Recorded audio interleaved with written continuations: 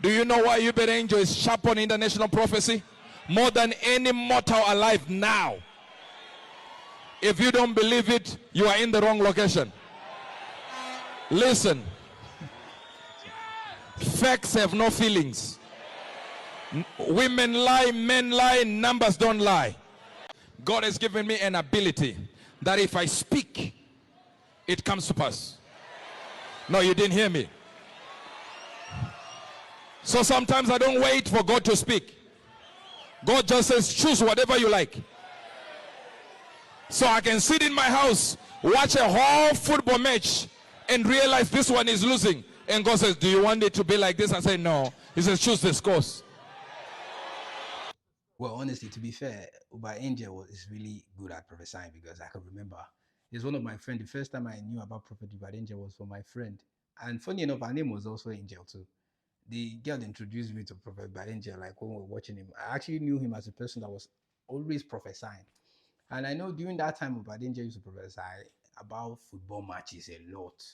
And I think at that time, people, if you were playing Naira bet or you are into all this sporty bet, if you're listening to Uebert Angel, those his predictions, they were actually really very, very accurate about these football matches. He prophesies about them really, really well.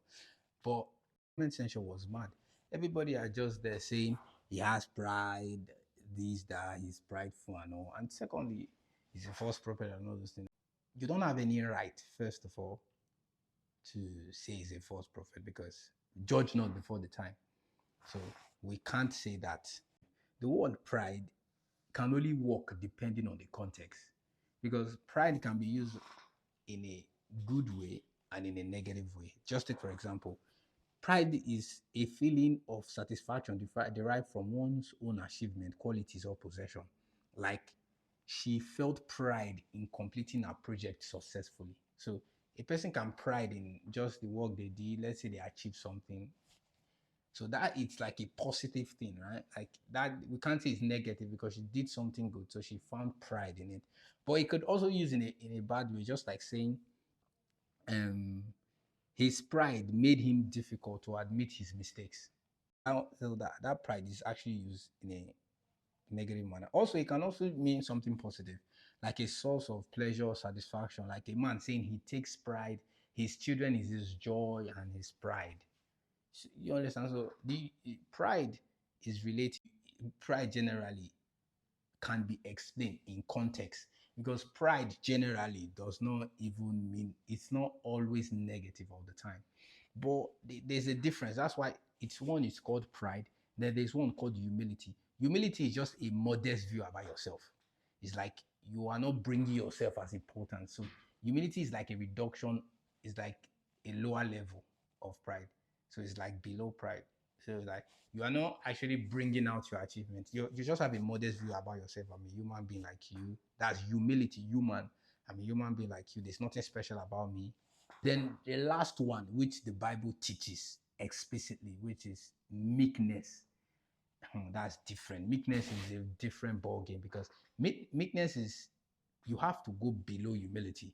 So because meekness has to do with, the good word for it would be substitution. So that's the reason why Jesus is an example of a meek person, because he was God. Even though he was God, he brought himself down as a man to lay his life down for us. Jesus said, for who wants to be a leader will not be served, but will serve. So you see the substitution.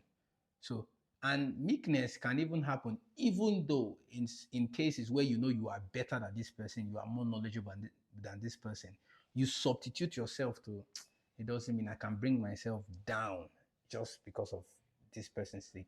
That's meekness. So it's a very different, honestly, it's a very different ballgame. And lastly, what I want to say is, we people just in the comment section insulting him and calling him many names. I'm saying this is pride and all. If honestly taking his words to the way I understand, maybe his words has a different context. Like he said, if he says anything, it happens. Because now he's claiming, or he's saying, to be the greatest prophet, mortal prophet that is ever in the earth now. Instead of you guys to be insulting him, we ought to even be in this guy's DM, because he's African basically originally. We have to be in his DM, telling this man to speak a word so that Africa can be a great place. It can be a great nation, can be a safe nation. And the corruption should die. The people that are in corrupt should be punished and everything. I'm telling you, if because I think he's a man of God and he won't be lying. Anything he says will come to pass, except maybe we don't understand it contextually. If we take the word the way he said it, we should be in this guy's DM, because I know a lot of good prophets or the greatest prophet of this dispensation.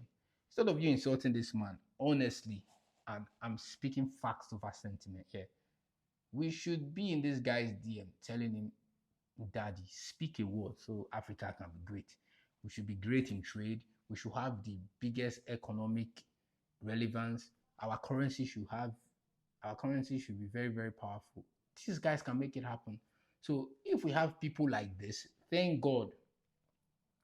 We should be more positive about making him speak a word so Africa can be better rather than insult him. But what do you think about it?